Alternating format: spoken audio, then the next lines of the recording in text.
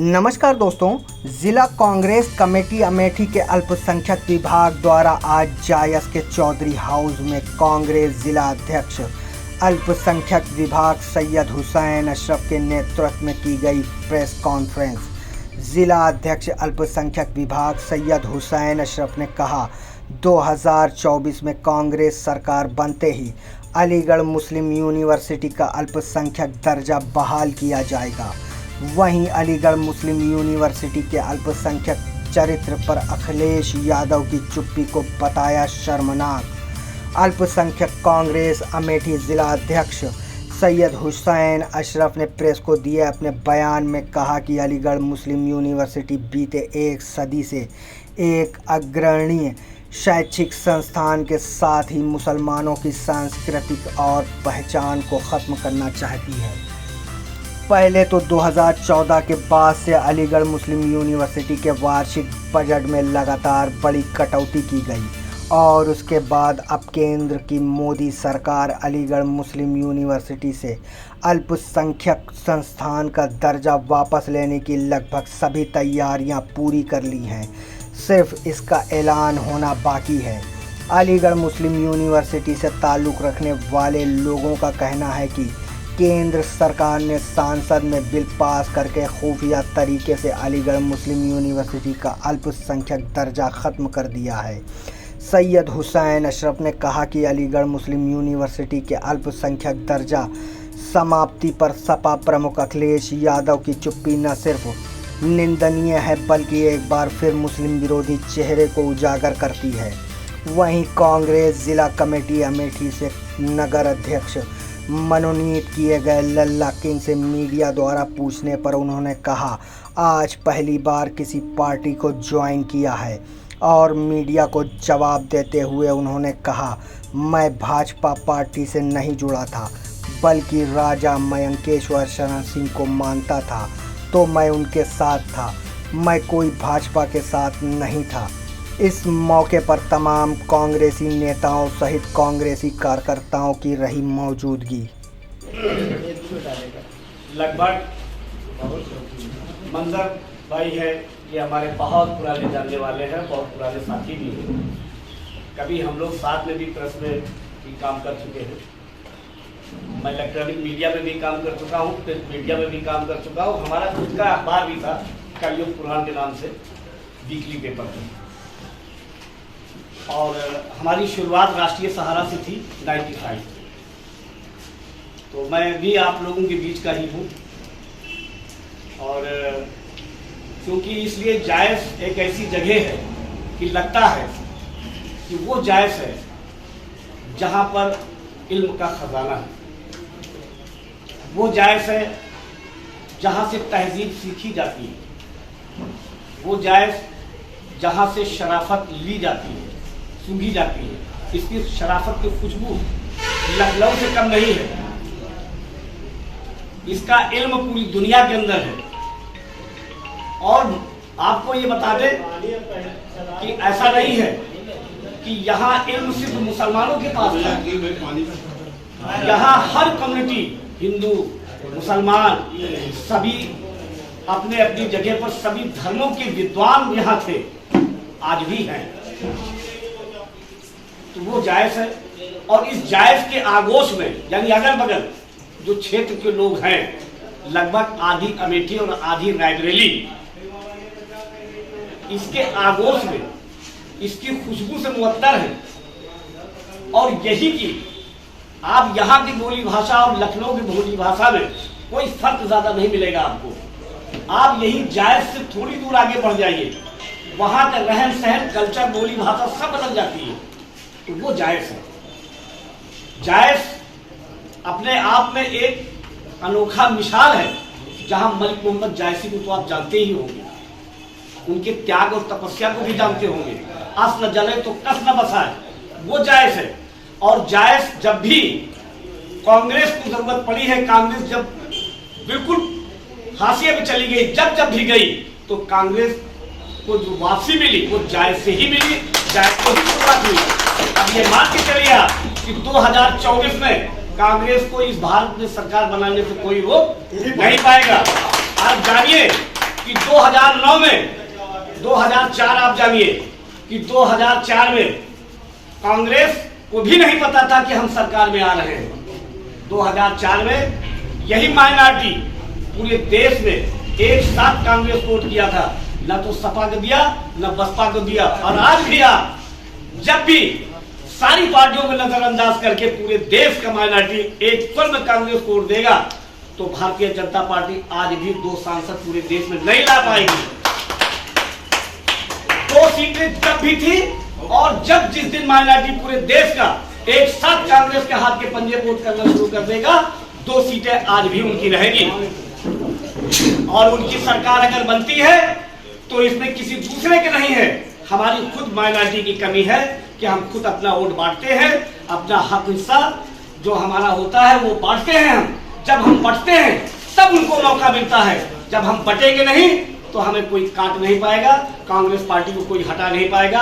Congress party अगर हटी तो ये माइनॉरिटियों की देन है। माइनॉरिटी जब भी बटेगा, अन्य पार्टियों में छोटी छोटी राजनीतिक दलों में जब जाएगा तो कभी कांग्रेस नहीं आएगी। कांग्रेस का नाम ही माइनॉरिटी से है। जब भी आपके पीछे जब माइनॉरिटी एक स्वर में जब जाता है तो दूसरे लोग दरवाजा तोड़ करके वो आ जाते हैं, इंतजार करते हैं, क्योंकि विधायक, एमएलसी, सांसद, मिनिस्टर तो उनको बनना है। वो खाली इंतजार में है कि माइनॉरिटी जा कहां रहा है। जब माइनॉरिटी जहां पर जाएगी वो खुद ब खुद आके आपके साथ खड़े हो जाएंगे, आपको बुलाना नहीं पड़ेगा, वो आ जाएगी। तो साथियों, माइनॉरिटी को सिर्फ इस बात की जरूरत है और जायस ने ये करके साबित कर दिया कि कांग्रेस वापस आ रही है। तो इसलिए हम जायस के आवाम का तहे दिल से शुक्रिया अदा करता हूं कि इतने कठिन टाइम में जो फैसला लिया बहुत अच्छा लिया। में कार्यक्रम है, ये कार्यक्रम किस तरह का है, उसका उद्देश्य क्या है?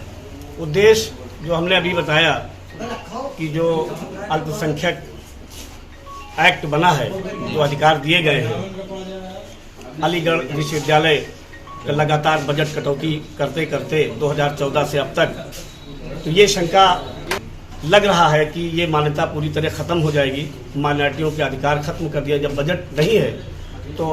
और ये भी आशंका है कि इसके बिल ला करके इसको समाप्त किया जाएगा। मुख्य मुद्दा यही है। कर्नाटक सरकार जो भी बनी हुई है ये कांग्रेस और मुसलमानों की देन है। वन साइड जो मीडिया सर्वे किया है कि सारे मुसलमान माइनॉरिटी कांग्रेस को इस बार कर्नाटक में सरकार बनी है, तो क्या उत्तर प्रदेश में ये हो सकता है? देखिए, हम ये नहीं कह सकते कि एक कम्युनिटी कोई सरकार बनाती है, और ये कहना गलत होगा कि मुसलमानों ने सरकार कर्नाटक में बनाई है। हम ये ज़रूर मानते हैं कि मुसलमानों ने समझदारी से वोट किया है, और एक स्वर में एक जगह पर वोट डालना किसी भी कम्युनिटी और सभी लोगों ने मिल करके सरकार में सबकी भागीदारी है, और सभी के समाज के लोगों ने। अभी अब देखिए कि कर्नाटक का मुख्यमंत्री पाल बने हैं, पाल समाज से आए हैं, और सिद्धरमैया जी पाल हैं, तो ओबीसी हैं। तो हम ये नहीं कह सकते कि मुसलमानों ने वहाँ कर्नाटक में सरकार बना दी है, लेकिन ये ज़रूर है कि मुसलमानों ने कांग्रेस में अच्छी भागीदारी दी है, और उसकी वजह से सरकार में जो बहुमत मिला है वो सभी लोगों की हिस्सेदारी है। हम ये कतई नहीं मान सकते कि एक समाज के लोग सरकार बना सकते। जिस तरह से एक मांग उठ रही है कि उप मुख्यमंत्री एक मुसलमान की तरफ से बनाया जाए, तो इसके बाद मांगा जाना चाहिए, अधिकार है और बनना चाहिए। और सरकार को भी, पार्टी को भी सोचना चाहिए कि माइनॉरिटी के अगर उप मुख्यमंत्री बन जाता है तो पूरे देश और समाज में एक हिस्सा जाएगा, और एक बड़ी हिस्सा इस देश के अंदर माइनॉरिटी का है। अगर एक उप मुख्यमंत्री देते हैं, मौका मिला है, क्योंकि महाराष्ट्र में मुख्यमंत्री हमारे रह चुके हैं, अंतुले साहब महाराष्ट्र के मुख्यमंत्री मुसलमान रहे हैं वो, तो अगर उप मुख्यमंत्री वहाँ बनाते हैं कर्नाटक के तो कोई बड़ी बात नहीं है, और मांग अच्छी है और बनाना चाहिए। जिस तरह जायस में मुसलमान वन साइड वोट दिया है, जो कांग्रेस यहाँ से सीट निकाली, क्योंकि पहले वोट बढ़ जाता था, इस बार बहुत समझदारी से लोगों ने वोट दिया है, इसके बारे में क्या कहें? जायस का मिसाल तो हम पूरे देश से नहीं दे सकते हैं। जायस ने वो मिसाल कायम किया है कि आप जायस से दिशा पूरे देश के लोग ले, और इतनी समझदारी, इतनी चुपचाप और खामोशी से शांतपूर्वक जिस तरह से मतदान किया है, वो पूरे देश का एक मैसेज है। जायस की जो समस्याएं हैं उसको किस नजरिए से आप देखते हैं? जायस की समस्या है, ये सही है, चाहे वो शिक्षा का क्षेत्र हो, चाहे वो विकास का क्षेत्र हो, चाहे वो सड़कों का क्षेत्र हो, चाहे पानी का हो, अदरवाइज सभी समस्याएं जायस में है। और जायस एक कदीमी कस्बा है, और आपको ऐसा आप चेयरमैन पढ़ी लिखी मिली है, तो हम उम्मीद करते हैं उससे कि आप लोगों से मिल करके वो समाज का और जायस का एक ऐसा विकास करेगी कि जायस एक आदर्श नगर पालिका परिषद के नाम से जानी जाएगी। हम लोगों की भी कोशिश रहेगी कि जायस आदर्श नगर पालिका परिषद हो और जायस की सभी समस्याएं, जिस तरीके से आम जनता ने ये चुना है कि हम एक काबिल महिला को एक काबिल चेयरमैन हम चुन रहे हैं, तो उसको भी चाहिए कि सबसे मिल करके अपने काम को करें। सर, जिस तरह से आज लेके क्या तैयारी है? 24 हमारी तैयारी पूरी है और 24 में हम चुनाव लड़ेंगे और हमें ये उम्मीद है कि 2004 और 9 की तरह हम केंद्र सरकार में वापस आएंगे। गांधी परिवार, क्योंकि हम ऑफिशियल हमें कोई अभी दिशा निर्देश नहीं है, लेकिन हम उम्मीद करते हैं कि यहाँ से राहुल जी चुनाव लड़ेंगे। जिस तरह से आज कांग्रेस पार्टी में ऑफिशियल आप ज्वाइन किया है, इसके बारे में क्या कहेंगे? राहुल गांधी की पद यात्रा जो चली कश्मीर से कन्याकुमारी, उससे प्रभावित होके और कांग्रेस के हमारे जिला अध्यक्ष सैयद हुसैन अशरफ जी के नेतृत्व में हम नगर अध्यक्ष बनाए गए हैं। इस पे हम पूरी कोशिश करेंगे कि इनके वादों पे हम खरे उतरें और जायस वालों के लिए कुछ करने का जुनून है वो हम इसमें कांग्रेस में जुड़ के करना चाहते हैं। पहले किस पार्टी में आप थे और कितने आप लोग आपके साथ थे? भाजपा को छोड़ के कांग्रेस का दामन थामा है। ऐसी कौन सी विचारधारा है कांग्रेस की जिससे आप उन विचारधाराओं से प्रेरित होकर कांग्रेस ज्वाइन किया और कांग्रेस द्वारा आपको अल्पसंख्यक मोर्चा का नगर अध्यक्ष मनोनीत किया गया है? देखिए, मैं भाजपा का तो कभी कैंडिडेट रहा नहीं, ये तो लोगों ने अपने आप को उतारा। मैं तो राजा मंगेश्वर शरण सिंह को मानता था, उन्हीं के साथ रहता, उनको मानता था, इसलिए उनके साथ था। मैं कोई भाजपा के साथ में था नहीं, इसलिए मैं किसी पार्टी में कभी ज्वाइन नहीं था। पहली बार कांग्रेस में आया हूं और जो भी मुझे शीर्ष नेतृत्व ने जो भी वो दिया है, पद दिया है, उस पर खरा उतरने की कोशिश करूंगा और यही मेरा कहना। आपके समर्थन साथ कितने लोग आए? हमारे समर्थन में कम से कम 150 लोग हैं, लेकिन अभी 15-20 लोगों ने साथ में ज्वाइनिंग किया है। बाकी तो हमारी टीम है ही है, इसको किसी को बताने की जरूरत नहीं है, नाम ही काफ़ी है। Thank you.